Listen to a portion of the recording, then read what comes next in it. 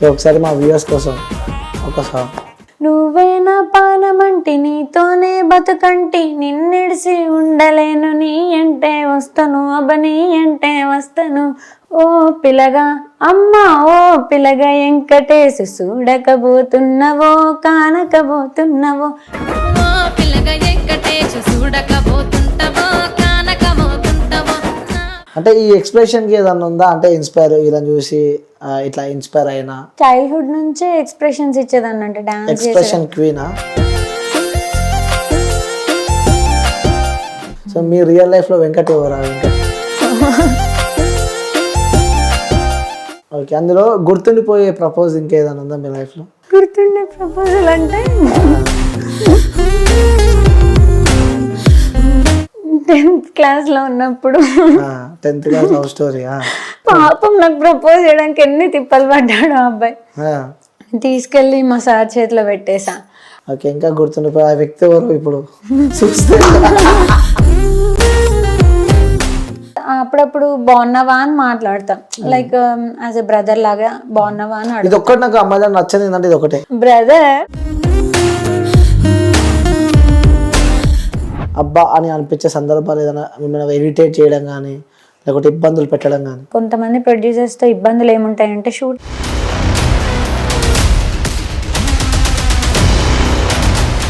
ఈ సాంగ్ ఎలా అనిపించింది? అంటే కొంచెం డిఫరెంట్గా అనిపించింది, అది కూడా కష్టం ఎక్కువ పడ్డారా? ఏంటి పూజ కొంచెం ఫ్యాట్ అవ్వవు, నువ్వు చేయలేకపోతున్నావు ఇంత ముందులాగా అని అవ్వారు. అండ్ షూట్ జరిగేటప్పుడు కూడా ప్రొడ్యూసర్ గారికి ఒకటే చెప్పా, బాలు గారు అంటే ఇంకోటి ఫోక్లో ఎలాంటి కష్టాలు ఎక్కువ ఎదుర్కొంటారు ఫోక్ ఇండస్ట్రీలో ఉన్న వాళ్ళు? ఫోక్ ఇండస్ట్రీలో ఉండడం అంటే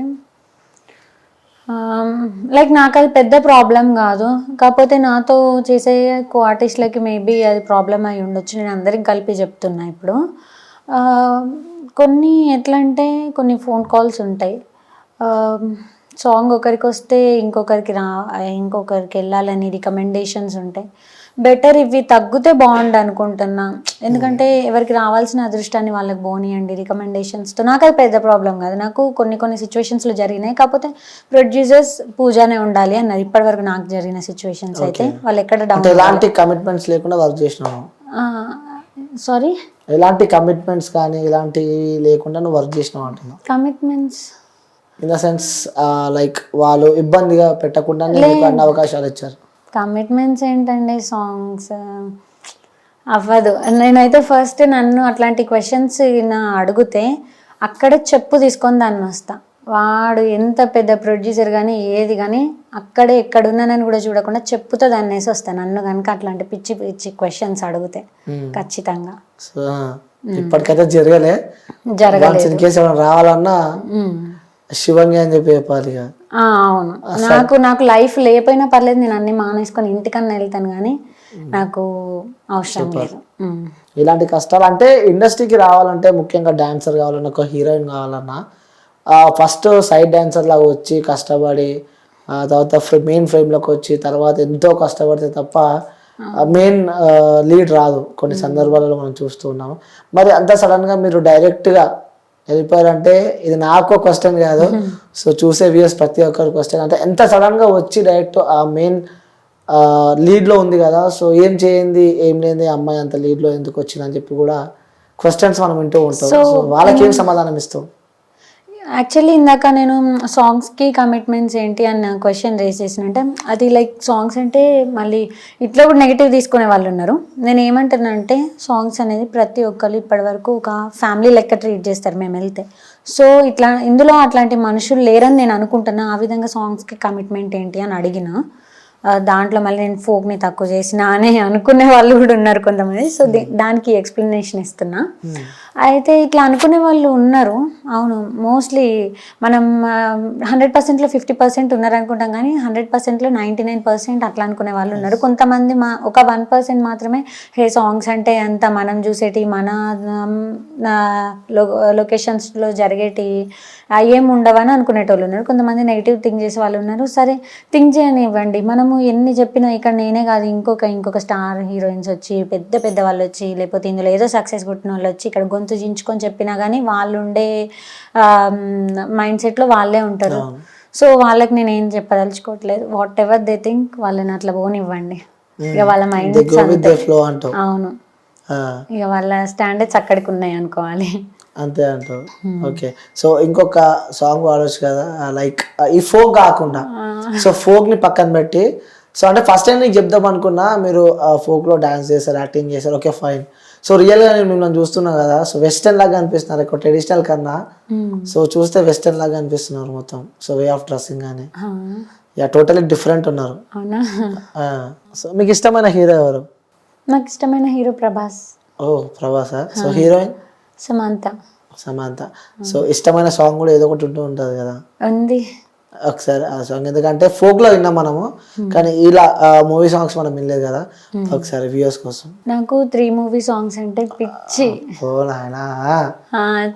లిటరల్లీ నేను చాలా మంది నా ఫ్రెండ్స్ అమ్మాయిల దగ్గర విన్నా, ఏమన్నా 3 మూవీ 3 ధనుష్ పిచ్చి.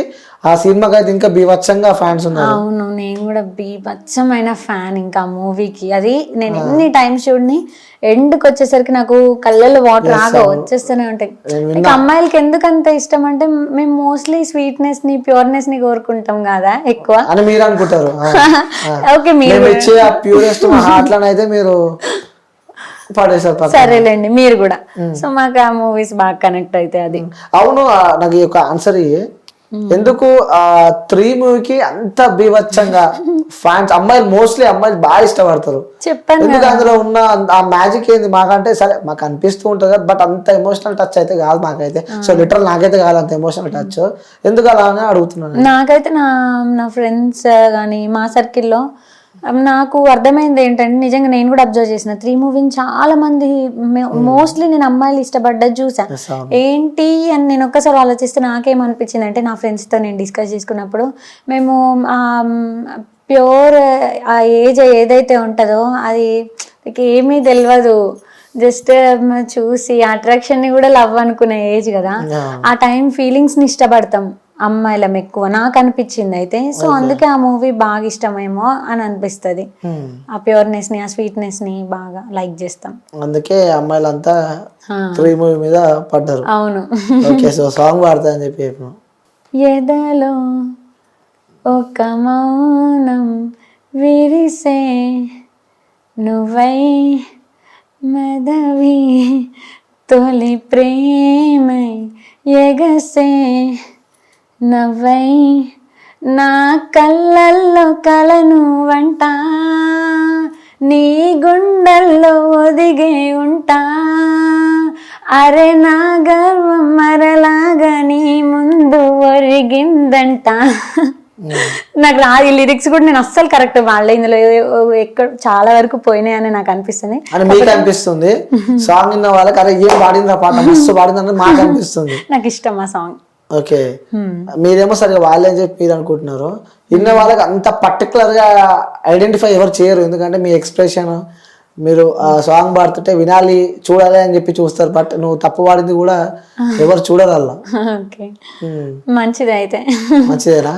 ఓకే, ఇన్స్టాగ్రామ్ గురించి మనం మాట్లాడుకోవాల్సి వస్తే, మీరు ఇది పక్కన పెడితే కూడా ఇంకొక ట్యాగ్ మీకు వేయాలంటే ఇన్స్టా ఇన్ఫ్లుయెన్సర్ చేస్తున్నారా?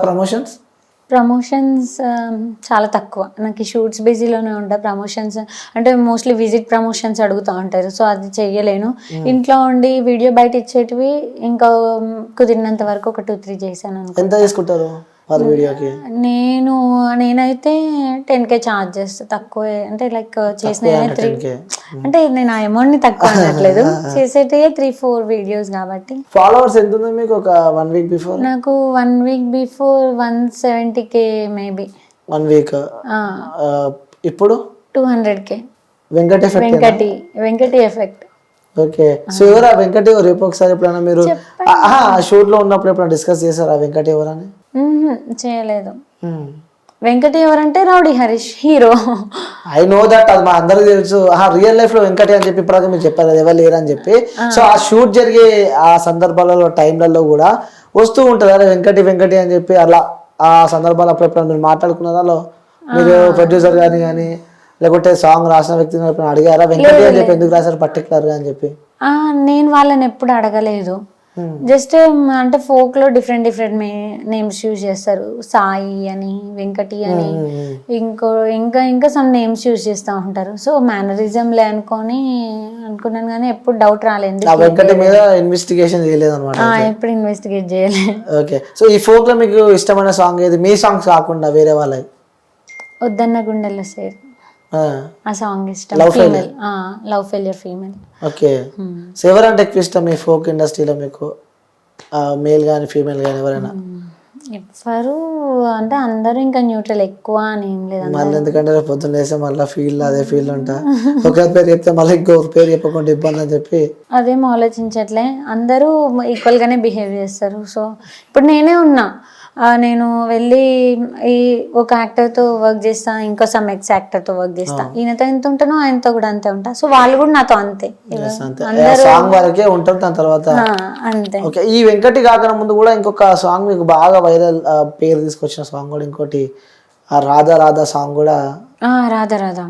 సో అది కూడా మీకు బాగా పేరు తీసుకొచ్చింది, మంచి హిట్ అది. సో మోస్ట్లీ మీరు చేసిన సాంగ్స్లలో ఎక్కువ పేరు తీసుకొచ్చిన సాంగ్ ఏదంటే చెప్తాను? ఎక్కువ పేరు తీసుకొచ్చిన సాంగ్ అంటే వెంకటి సాంగే. అంటే మిమ్మల్ని గుర్తుపడేటట్టు చేసిన సాంగ్ ఏదంటే ఇదే వెంకటి. జనాలలో కూడా రాధా రాధా సాంగ్ కూడా బాగా ఫోక్ లో నేను రికగ్నైజ్ అయింది నా ఫస్ట్ సాంగ్ తోటే, తెరి మేరీ అంటే పూజా నాగేశ్వర్ అని గుర్తొస్తుంది. ఎందుకంటే అది మంచి హిట్ ఆ టైంలో.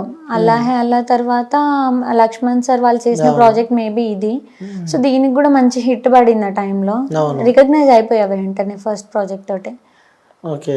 సో అప్పటి నుంచే మంచి రికగ్నైజేషన్ అయిపోయింది. అంటే ఫోక్ వరకు అప్పుడు ఇంకా నాకు back to back some hits ఉండడం వల్ల ఇంకా ఈ ఫస్ట్ ఈ బ్యాచ్ కి తెలిసిన తర్వాత ఇంత ఎప్పుడు అంటే ఫస్ట్ రాగానే ఈ సర్కిల్ కి తెలిస్తే ఇంకా ఇంకొక హిట్ తో ఈ సర్కిల్ కి, ఇంకో హిట్ తో ఈ సర్కిల్ కి, అట్లా వచ్చిన కొత్తలో ఇప్పుడైతే ఇంకా బయట ఫోక్ ఆడియన్స్ కూడా తెలిసిపోయింది. సో మంచి బ్రేక్ అయితే అవును వచ్చిందని అనుకుంటున్నారు మీరు. ఈ సాంగ్ వచ్చిన తర్వాత ఫ్యామిలీ నుంచి కానీ వాళ్ళ నుంచి కాల్స్ వచ్చే ఎప్పుడైనా మీ చుట్టాల నుంచి? వచ్చాయి, నాకు ఇప్పటికి వస్తూనే ఉంటారు, రోజుకొకరు చేస్తూ ఉంటారు. తెలిసిన వాళ్ళు, రిలేటివ్స్, ఫ్రెండ్స్ ఎవరో ఒకరు చేస్తూనే ఉంటారు. చేసి ఇట్లా బాగా వచ్చింది సాంగ్, బాగా చేసినావు అని అంటారు. చాలా హ్యాపీ అనిపిస్తుంది. అవును. ఓకే. సో చివరిగా మీ ఇన్స్టా ఫాలోవర్స్కి అయితే అలాగే మీ ఫోక్ లవర్స్కి, లైక్ ఫోక్ని ఇష్టపడే మీ ఫ్యాన్స్ కానీ, సో వాళ్ళకి చెప్పాలంటే ఏం చెప్తావు? థ్యాంక్ యూ, మీరు అందరు సపోర్ట్ చేయబట్టి నేను ఇవాళ అంటే లైక్ ఏ సాంగ్లో కనపడినా కానీ, ఏ ఇంటర్వ్యూలో కనపడినా కానీ ఇట్లనే అందరూ సపోర్ట్ చేస్తూ ఉండండి. మీ సపోర్ట్ అయితే ఎప్పటికీ తగ్గించకండి, ఇంకా పెంచండి. లైక్ అంటే మీ మమ్మీకి కానీ మీ డాడీకి కానీ సో కొన్ని చెప్పని విషయాలు కొన్ని ఉంటాయి, అవి కూడా ఏం లేవు, నేను అన్ని చెప్పినాను మాత్రం చెప్పకు. నిజం, నేను అన్ని చెప్పా, ఒక్కటి కూడా లేదు. నేను నిజం చెప్పాలంటే ఇవాళ ఇక్కడి వరకు వచ్చానంటే వాళ్ళిద్దరి మధ్యలో నేను ఏ దాపరికాలు పెట్టలేదు కాబట్టి నన్ను ధైర్యంగా వాళ్ళు ఎక్కడికన్నా పంపివ్వగలుగుతారు. సో వాళ్ళ దగ్గర నాకు సీక్రెట్స్ అనేటివి ముందు నుంచి లేవు, ఉండవు కూడా. వాళ్ళకేం చెప్తావు? మమ్మీ డాడీకా లవ్ యూ చెప్తా, పెద్ద లైఫ్ కి సరిపడా పెద్ద లవ్ యూ చెప్తా. అన్నయ్యకి కూడా మొత్తం. నిజం చెప్పాలంటే నేను ఎంతో లక్ చేసుకుంటే ఇట్లాంటి ఫ్యామిలీలో పుట్టిన. ఒక అన్నయ్య కానీ అమ్మ నాన్న ఇంత సపోర్టివ్, నిజం చెప్తాను, నాకు నా సపోర్టివ్ ఫ్యామిలీ అయితే ఎవ్వరికి ఉండదు. నేను చాలా లక్ చేసుకుంటే ఈ ఫ్యామిలీలో ఉన్నా. ఇప్పుడు మొత్తానికి అయితే హ్యాపీ అంటారు. చాలా. ఓకే పూజ, థ్యాంక్ యూ పిలిచినప్పుడు వచ్చినందుకు. Thank you. సో ఇంకా మరెన్నో విజయాలు అందుకోవాలని చెప్పి మనస్ఫూర్తిగా కోరుకుంటున్నా. సో మచ్ అండి. సో మళ్ళీ నాకే ఇంటర్వ్యూ ఇవ్వాలి, నాకంటే మళ్ళీ మా ఊరు ఫీల్ కావాలా, అందరికీ ఇవ్వాలని చెప్పి మనస్ఫూర్తిగా కోరుకుంటున్నా. Thank you Pooja. ఓకే.